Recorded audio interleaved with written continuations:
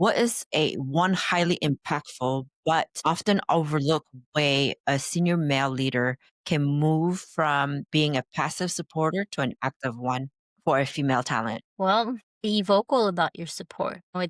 It's great to support behind the scenes, mention people's names in rooms they're not in, but it's also great to be very vocal about your support. And one way to do that is when you interview people for roles, if there is a woman and if she's really qualified, give her the opportunity and make sure that you once you've given her the opportunity that you make sure that she is in an environment where she's set up for success and not for failure, because then the rest of your organization will see, oh, yes, they really are about empowering women. They didn't just put this person in there to check the box.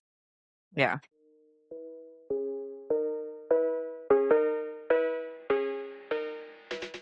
Welcome to Podcast Wise Perspectives, Cybersecurity and AI. Today, we are addressing a critical vulnerability in the global cybersecurity landscape.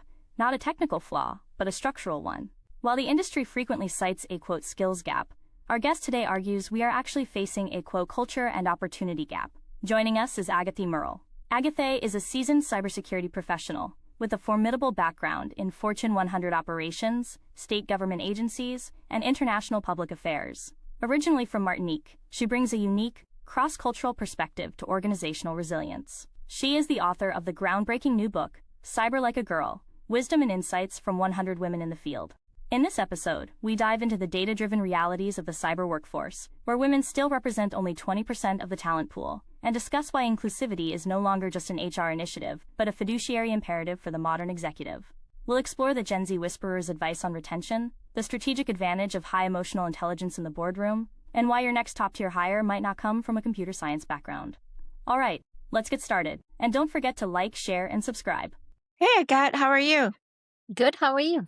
I'm good, thank you. All right, so let's break it. Let's do a little icebreaker here. So your book, Cyber Like a Girl, Wisdom Mm-hmm. and Insight from 100 Women in the Field, approaches a unique in combining deep research with the lived experience of 100 women. Before we dive into the executive implications, what was the single most surprising or universally shared piece of advice you heard from those 100 women that changed your own perspective on leadership? Well, all of them said to network. That was the advice that all of them gave. And regardless of the level that they were at, my sample it ended up being pretty representative. That's not what I was trying to do, but it ended up being that way. I had about a third analyst, third middle management, and third senior leadership.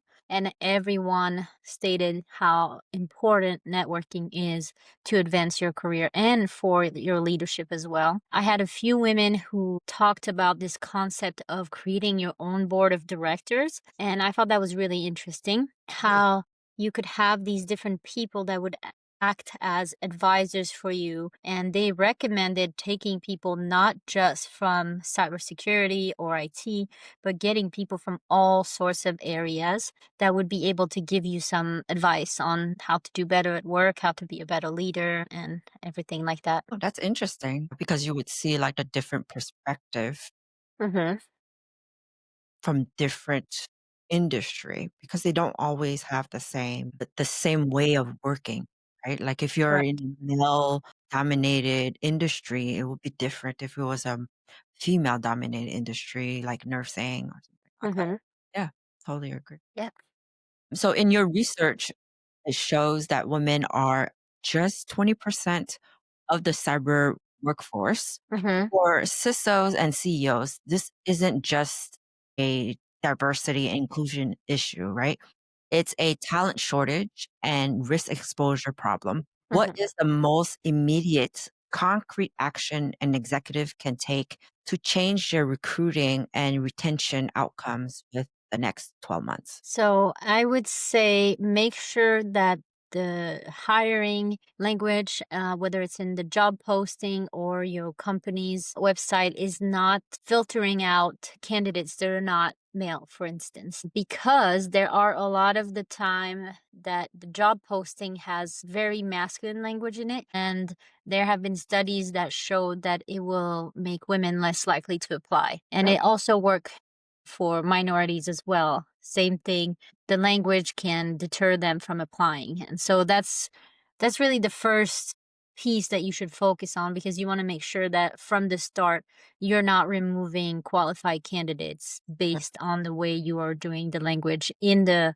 job posting, and then also throughout the interview process. And throughout that interview process, you need to make sure that the candidates will see representation of all genders and all ethnicities, because then that will make them feel more comfortable and more likely to want to pursue working in your company. And then once you've done that part, focusing on the entry portion, focus on what you have now. Make sure that the culture of your company is welcoming to all. Just one thing I wrote in the book is, don't just talk the talk, like walk the walk. It's one of my American sayings that I like, because I think it's very telling. It's anyone can serve you amazing concept ideas. Everybody can make you a beautiful PowerPoint telling you about all of these different things. But if you don't actually do it, it becomes really worthless, and it lets everyone at your company know that you don't actually care about what you say that you do. Yeah. So it dropped the morale and Mhm. the trust with the company goes down. And we know, there's been countless studies that show that happier employees are more productive. So making your employees happy is not just the right thing to do, it's also the more profitable thing to do.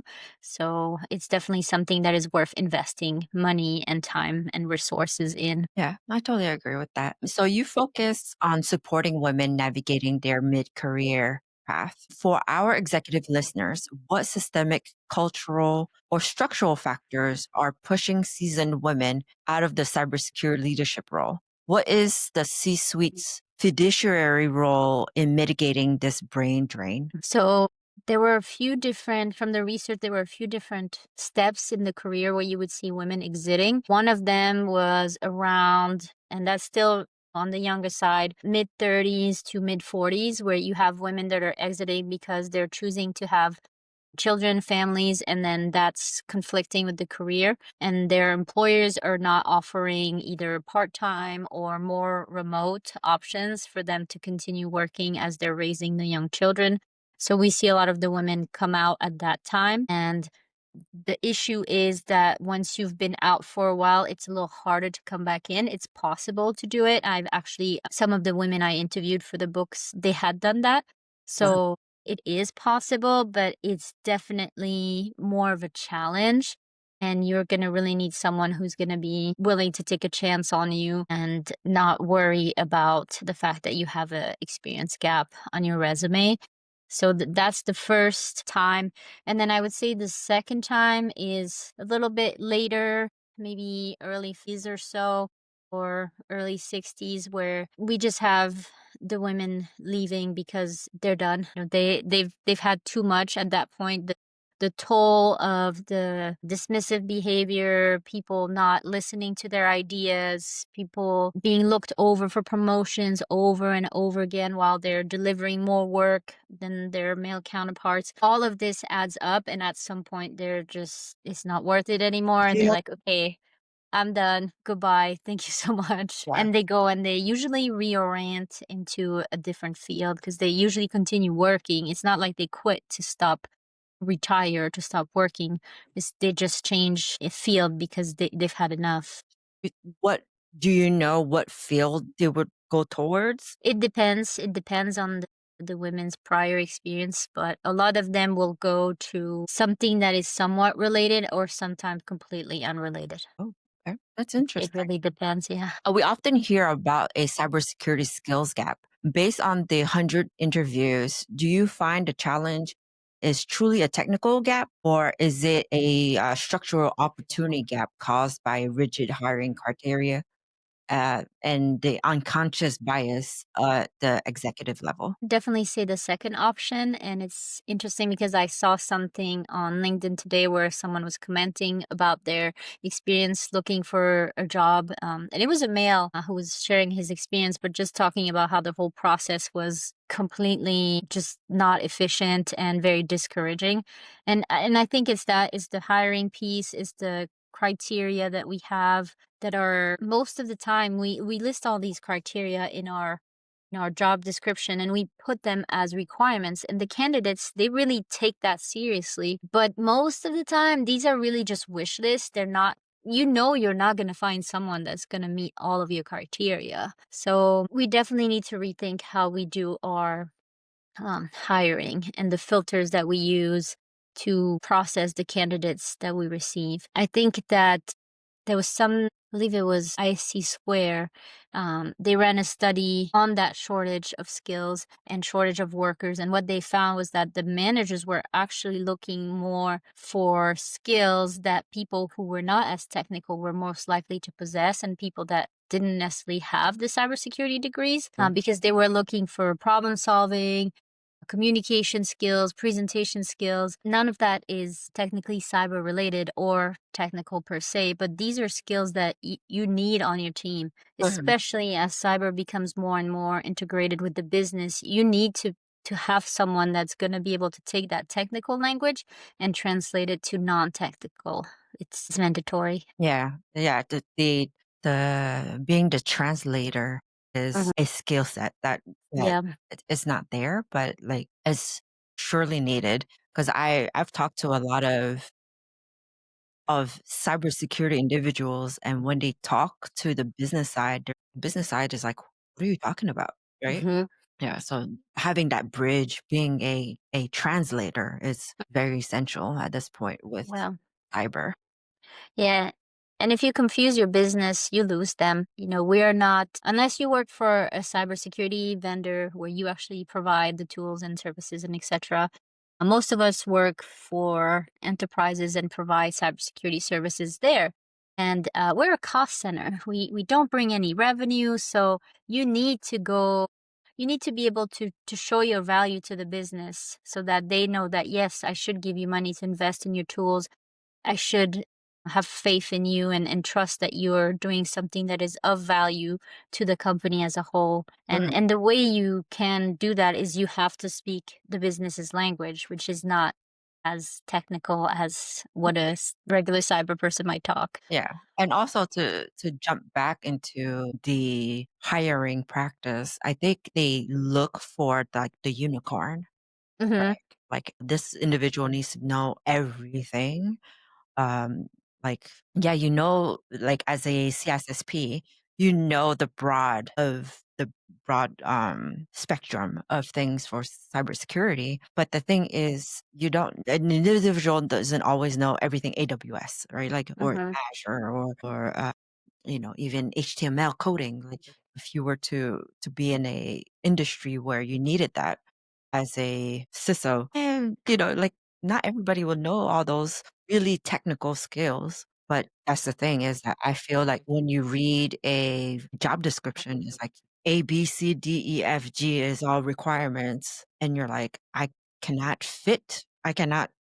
meet all these requirements, so I'm not gonna go for that. And you know, this is actually this earlier this week, I spoke with some students in university down in Illinois, and one of them asked that question. They said, "Well, I see all these requirements." And they were not even talking about jobs; they're talking about internships, Mhm. and they were saying they have all these requirements. I don't meet all of them. What can I do? I'm not sure. How am I supposed to apply to internships if I don't even qualify for them? So I told them just apply. Don't worry about Mhm. meeting everything because it really is a wish list. And if you don't apply, you'll never get anything. So you might as well just apply and see what happens. Yeah.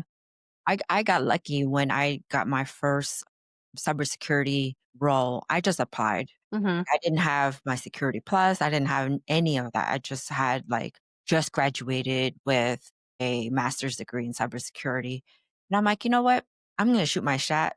If I get it, I get it. If I don't, okay." But I got it. I'm like, "Yay." Right? And then they're like, "Well, you need to take security plus within 6 months." I'm like, "I got it." Mhm. It was like, "If you don't take it, then you will be laid off." I'm like, "Okay, that's fine with me." I didn't even apply for my first role, so Yeah, you just it got was it. kind of crazy. Yeah, well, it was a contractor role, and a contracting agency reached out to me. It was for a project coordinator role because I don't come from a computer science background at all. Mhm. And they called me. I had the call with them. It was to work for the director of security operations, and they told me we're having a hard time placing people with him. He's a has a bit of an intense personality. I was like, okay, fine, send me in. I'm not afraid. And it worked really well. It's just he needed someone um, to let him know and tell him the truth, Mm. and I'm very good at that. And I'm not afraid to tell to anybody. So it worked really well, and then I just learned on the job essentially, and Yeah. I went from that role to I was then a contractor on the security tools team, and then I was hired on as a full time, did a little bit of security architecture, incident response, vulnerability management, and then I spent most of my time in vulnerability management. And then when I switched 3.5 years ago to my current company, the team was called Attack Surface Management, but it's vulnerability management. It's just the What's new the name. word? We like to change in the names a lot in cyber is what Mhm. I'm noticing, but it was essentially the same. Yeah, so that's where I've spent most of my experience so far. Nice. It's like a rebrand of whatever that title thing is. Mhm. Like, let's rebrand it to something else just to make it fun. Yes, it needs to sound really intense. Mhm. All right. So the most successful CISOs communicate risks in a business context. How can an organization better leverage the diverse perspective women often bring, such as in communication, collaboration, and understanding user behavior, to translate complex technical threats into clear executive risk profiles for the board? So I think one of the things that comes when you have diverse perspectives on your team is you are going to get diverse ideas Mm. about everything, on how to do business, on how to talk about how you're doing business, and on how to communicate with others. So when you have a diverse team, you'll be able to produce different kind of languages, materials to show to your board. And one thing that is helpful, particularly when you have women, and that's something that almost all of the women mentioned to me, is that they felt that their emotional intelligence were higher than their male counterparts. And they felt that that really helped them in all of their interactions at work with their peers, but also with leadership, because they were able to tune in to what the other people were thinking and feeling. And they could see as they were presenting something, the person, maybe leaned back or looked confused. So they knew right away to just pause and say, maybe I should expand on this point, or Mhm. do you have any questions? Is this clear? And having that ability to pick up on those subtle clues from their audience, it proved really key in their career. And I think that's something that all of us can apply, male or female, making sure that when we're listening to people, especially if we're presenting to our board or to our senior leaders, really being in tune with how they're looking when we're talking to them, so that we can see, oh, I can tell from that facial expression that that person didn't really understand what I was saying, or I can tell I've lost them completely. I need to start over. They're no longer listening to me. These are really, really going to be key Yeah. when Like you're I look like, communicating. what are you talking Yes. about? Right. Yes. Something like that. You're like, let me explain better what I'm talking Mhm. about. And yeah, no, the visual cues always help. Yes, because if you lose them and you don't explain it on the spot, they're not necessarily going to think of asking you the question later, Mhm. because they've already moved on to something else, especially if you're talking about your real senior leaders. They only have maybe 2 or 3 minutes to give to you. So you need to make sure that you use them as efficiently as possible. Yeah, I totally agree. Now, in a male dominated field like cybersecurity, the actions of male executive and VPs are critical. What is a one highly impactful but often overlooked way a senior male leader can move from being a passive supporter to an active one for a female talent? Well, be vocal about your support. It's it's great to support behind the scenes, mention people's names in rooms they're not in, but it's also great to be very vocal about your support. And one way to do that is when you interview people for roles, if there is a woman and if she's really qualified, give her the opportunity, and make sure that once you've given her the opportunity, that you make sure that she is in an environment where she's set up for success and not for failure. Because then the rest of your organization will see, oh, yes, they really are about empowering women. They didn't just put this person in there to check the box. Yeah. Because I think that's something that at times we can get that can happen, is that you're going to hire a female leader just to say, okay, I did it.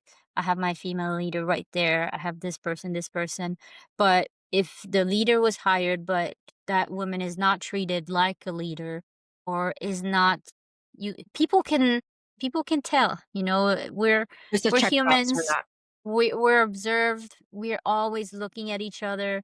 We're always watching what other people are doing. So people in your company will tell if you have put this person in a position of power without actual power behind it. They'll be able to tell, and then that will let them know that this is just for show and you don't mean what you appear to be meaning. Yeah, it's um, what did they call it? A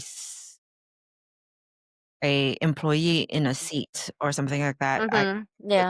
term, but it's just to check box Mhm. that that individual meets that Yeah. requirement for DEI or whatever the case may be. Mhm. Yeah, I've seen that before.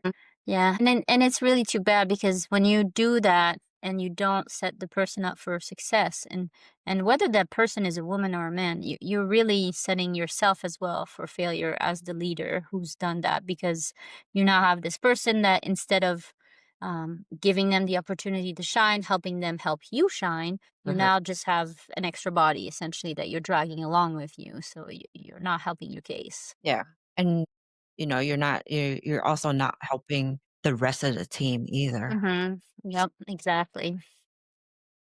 Alright, so looking ahead 5 years, how will the demand of AI governance, quantum computing, and the shift of identity-centric security require a more diverse leadership team to manage, complex risks effectively? So I think this is an area where women really can shine, because based on the research that I did there, and when I speak of the research I've done, it's not only just the interviews I did with these 100 women. I also did a full literature review, looking at scholarly articles, books that have been published in recent years about cybersecurity, about the workforce, about women in the workforce. And when it comes to women in the workforce, the more women you have in your cybersecurity team, the less likely you are to have fraud or compliance issues.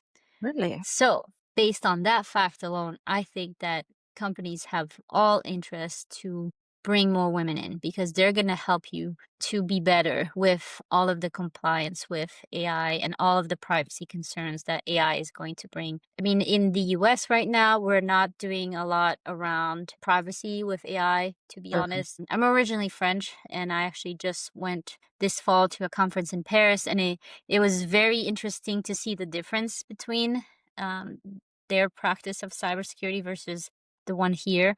Uh-huh. They're much more focused on privacy, protecting their employees' data, versus here, it's usually always protecting the business, is what we're doing. And a lot of these companies have been slow in implementing AI because they are very concerned with the privacy, and they wanted to make sure they had governance around it before they implement the AI. Uh, Whereas here, we were just like, no, AI now, get us all the shiny tools. yeah. We'll worry about that later. Well, we need to worry about the compliance and the privacy around AI. I mean, I'm sure you saw recently, what was it, the Sora 2? I'm not sure how it's pronounced, the SORA 2 videos that people were making that appeared more and more realistic. Uh-huh.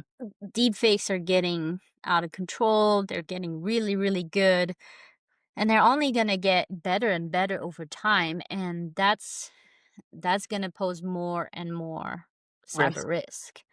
And obviously, women already do a great job reducing fraud and compliance, so we should bring them in for this issue as well. Yeah, totally agree. Now, many women enter cybersecurity through non-traditional routes. How can Fortune 500 companies restructure their internship and mentorship programs to actively onboard and fast track this non-technical but long-range vital talent?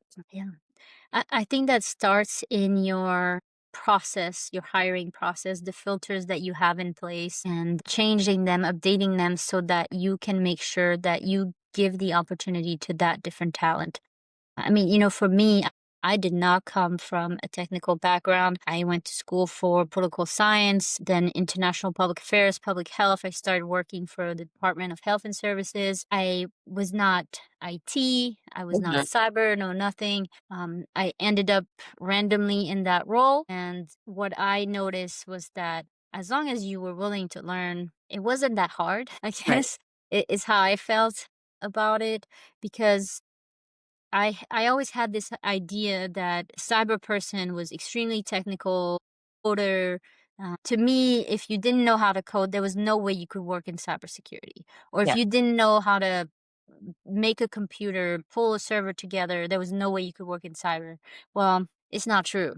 I'm Mm. obviously proof of that. I've worked with a lot of colleagues that are proof of that. For certain roles, do you absolutely need to code? Yes, of course. But Mhm. there are a lot of roles in cybersecurity where you don't need to. And frankly, I think you will need less and less coding knowledge, especially with AI, because a lot of our security tools were already very much human like, where you just ask questions. If you think of a tool like Tanium, when you have a query, you don't have to code. You just say, get me servers with, OS information, something like that. Most of the platforms are going to head that way, and they're all Yeah. going to have now an AI tool built in that you'll just tell it, hey, I'm looking to do X, Y, and Z, and it'll pull it out for you. So you'll need less and less very code like experience. And the people that don't come from the technical backgrounds, they have a different perspective. They look at things differently. I see for myself when I came in working with that director of security operations, and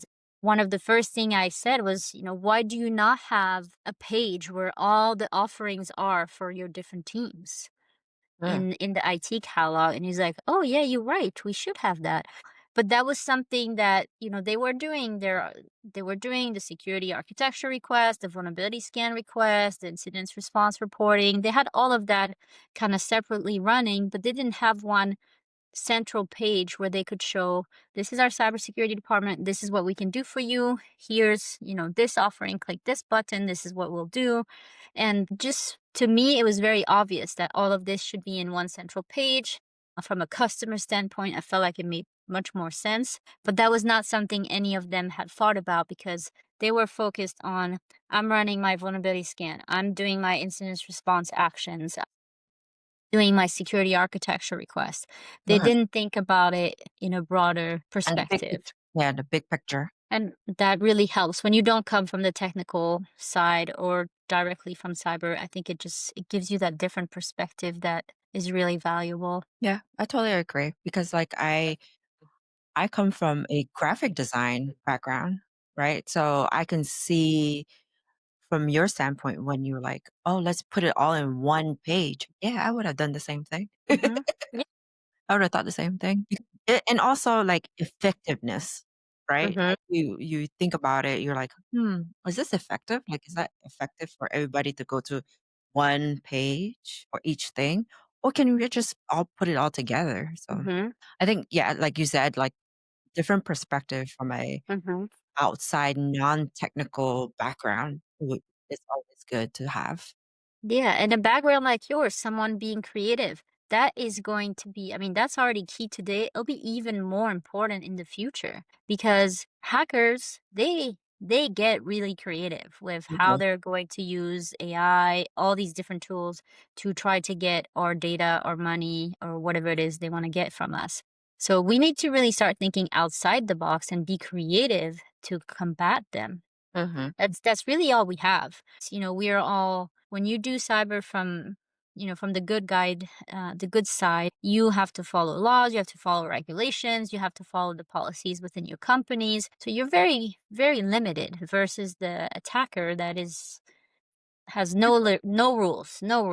So your only edge is your people and their creativity. Yeah. Now, let's get a little bit personal. So you were raised in Martinique, Hmm. which brings across cultural journey to your work. How has that unique background informed your perspective on what constitutes effective leadership and team dynamics in a global cybersecurity context? So, being raised in Martinique, I'm much more direct and I am much more, straight to the point. In the Caribbean, respect is also a big deal. So, every team that I've been in, I try to make sure that I create that environment where respect is very important towards each other, but also if other people disrespect one of my team member, I step up Uh-huh. and I basically put that person back in their place directly and, professionally, of course, always, Uh-huh. but very much letting them know you're not going to be disrespecting my people. That's not going to happen. And so this is definitely something that I would say is more based on my background, having grown up there. That very being very direct, being very honest and upfront. That is not something you see as much in America. Especially in conflict situation, you'll see a lot of passive aggressive stuff. I don't do that. Yeah. I I go straight straight to the point. That's something I often tell my leadership in the hiring process. I'll tell them, I'm very honest. And I Mhm. tell them there will be times where you're gonna love it, and there's gonna be times where you're not gonna like it as much because Right. I'll be just as honest with you as I am with everybody else. And if you do something that doesn't make sense, I will be letting you know. So, but at least you always know where you stand. so, Yeah. so it's definitely impacted it that way. And I would say that because of that different style, it's helped me to stand out. Obviously I also have a unique, French first name. Yeah, it helps you to stand out. And that's something that I always tell all of the interns or younger people I've had and I've worked with is whatever's unique about you, don't tone that down. If Uh-huh. anything, like make it louder because that's what will help people remember you. And you want people to remember you when a promotion comes up, when there's a new role, if that person goes to a different company and they see an opportunity that would work for you, you want them to remember who you are. So your advice is be memorable. Yes. Awesome.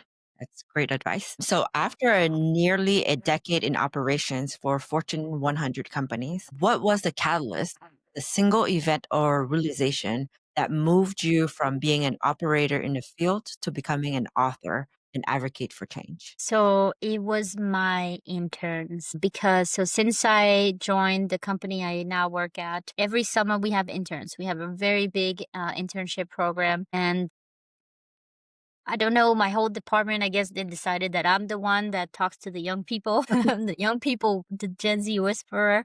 So so they make me talk to all of them and help them. And I also I think maybe because I didn't come from cyber, I have maybe more of an awareness of like, hey, we need to re-explain this. Like because we're using all these 5 million acronyms and they have no clue because they're new. So we need to spell it out. We need to let them know what it actually is. And I had a girl intern who worked with me, and she had what I would call a typical run-in with a old school cybersecurity guy, where he was very condescending, Right. very just mean to her for no reason. Yeah, just condescending. And as a result, she was questioning whether or not she should pursue cyber. Right. And my when things like these happen, my first instinct is fight, I guess, because the Caribbean. So I'm very much like, oh hell no. This is not Right. what's gonna happen today. Your And protective so mode. I talked to her and I was like, you cannot let stupid people prevent you from doing what you want to do because there are stupid people everywhere and they never rest. Uh-huh. So you just can't. You have to continue. And this was a girl, she had been in Girls Who Code. Like she was really passionate about the field. And it just made me really sad that she was thinking about giving it up.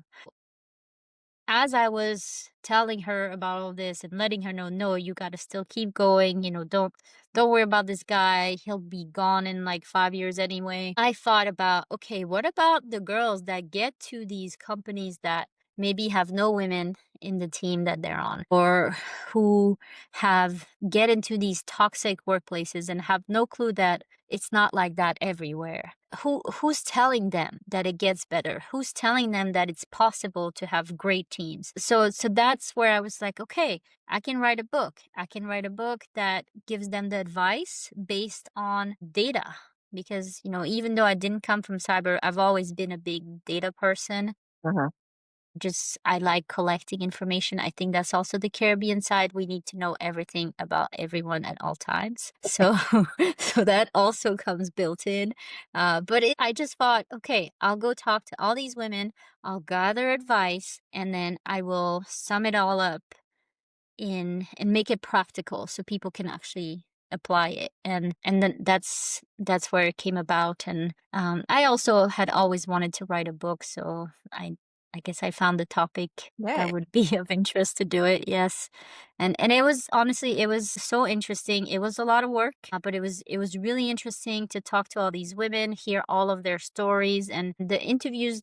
Everything is anonymous. I have no names of women or places they work at in the book. Mhm. And because they knew that, I think a lot of the women felt more comfortable sharing, Yeah. even, sometimes things that had happened that they had never told anyone because they knew that it was anonymous. Mhm. And that was just, yeah, it was a great experience, just to hear their stories. And then being able to I knew there would be trends, because from what I had observed, throughout my career, but it was really fascinating to see the actual data back up kind of these feelings and hypotheses that I had. That Mhm. was really cool to see. That's awesome. That's awesome. So one last question. So the question is, what advice would you give yourself when you were lower 20, mid 20s? For cyber or It any could be life? professional, it could be life, whichever. Know yourself. That's a quote I like. It's the Latin one is "Nosce te ipsum." I believe it was Socrates. I think that's one of the most powerful thing that you have is you, and knowing who you are, knowing what can you do, what are you good at, whether at work or in your personal life. Really knowing what are your strengths and your weaknesses, and being honest with yourself. Because let's say if you know you hate a specific thing, don't try to go into a career that requires you to be that. And if you love a certain topic, or if there's a skill that just it comes extremely easy to you, go there. Mhm. Don't make it harder on yourself than it has to be. And I think really knowing who you are when you're young, you don't have a lot, statistically speaking. Most of us, when we're young, we have less responsibilities, less things that we have to do. Your parents are usually still doing fairly well, being independent on their own. So all you have to worry about is yourself at that point.